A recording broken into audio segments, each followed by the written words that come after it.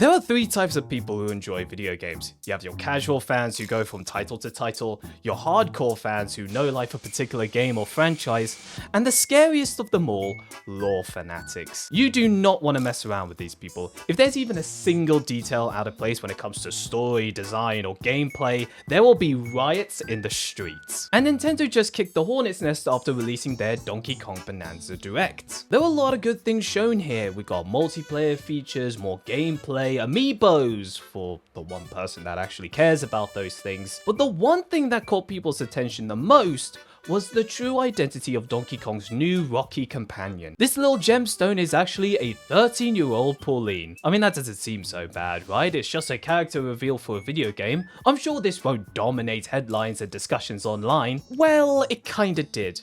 It actually raised a lot of eyebrows within the fanbase, and online discourse right now is in a downward spiral. There's a lot of confusion, debates, and speculations online. Heck, I made a small comment about it in my short covering the Direct. This little rock companion is actually a young Pauline looking for a way back home, and Mario lore enthusiasts are not too happy about that. But I didn't realize just how big this had gotten. Funny how amidst all the showcases in June, including the Summer Game Fest itself, it was one lone Direct covering a single game that managed to grab the internet's attention. And from what I've gathered, there were three main schools of thought circling online. One of the more popular theories is that because we have a young Pauline, this has to be a prequel, preluding games like Mario Odyssey, where Pauline is an adult and is running New Donk City, which she probably named in honor of Donkey Kong. And that Bonanza could also take place before the main Mario vs Donkey Kong series, and even the original Donkey Kong arcade game.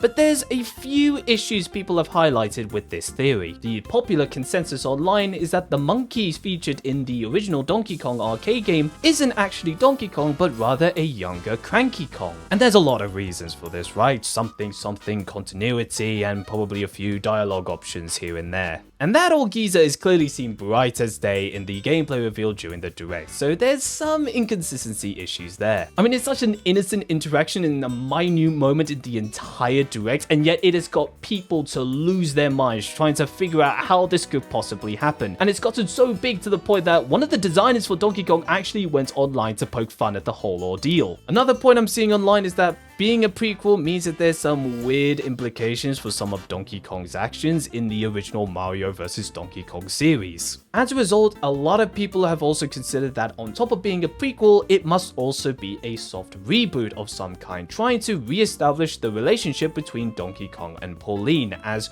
two friends who meet each other by pure chance and have to work together through unusual circumstances, instead of the whole Bowser and Princess Peach dynamic. And others are considering that this isn't a prequel at all, and is in fact taking place in present day or much later on in the so-called Mario timeline. No, I'm not joking about that.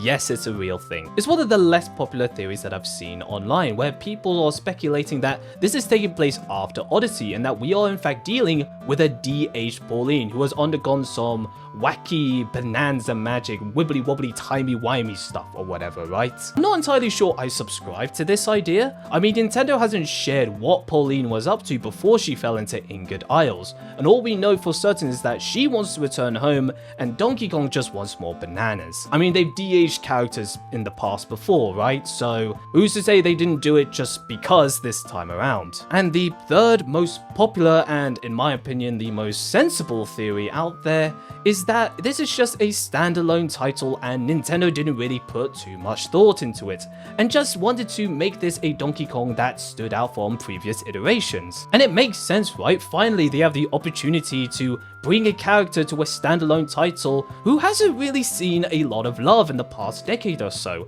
and took this as an opportunity to make a few changes to reinvent the character. A fresh start with a clean slate to a character finally stepping up to the plate after so many years. It's kind of poetic that Donkey Kong, or rather a lookalike of him, debuted kidnapping Pauline, or some are saying is a completely different woman entirely.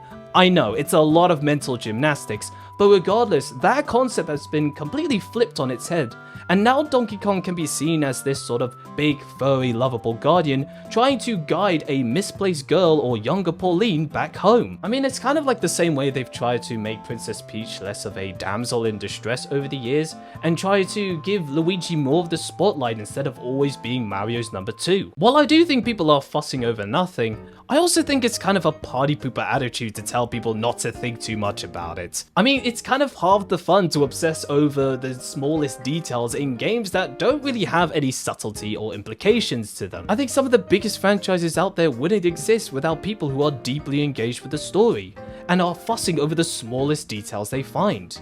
I mean, games with stories will undoubtedly have an audience that will prioritize that over everything else. I mean, take Overwatch 2 for instance, right? When they cancelled its PvE, a lot of people were upset, right? Justifiably so. They lost a lot of content that justified the release of a sequel, and promises were broken, right?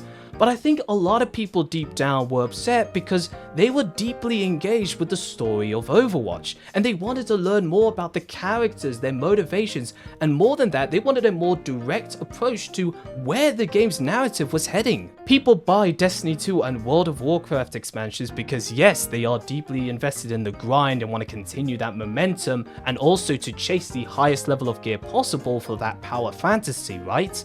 But there's also a lot of people who are deeply engaged with the narrative and want to see events unfold and what the repercussions are for the events that happened prior. Of course, that cuts both ways, right? You're always going to have those nerds on the internet who are like, oh, you can't have this nice thing, you can't have this fun mechanic because it's not lore accurate. I mean, come on now, lighten up a little bit.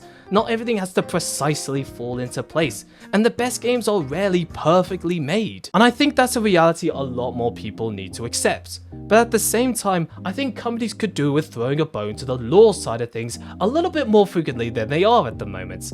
Because like it or not, lore is a major driving force that attracts a lot of people to these games. Stories do matter, and it's what prompts people to engage with these IPs.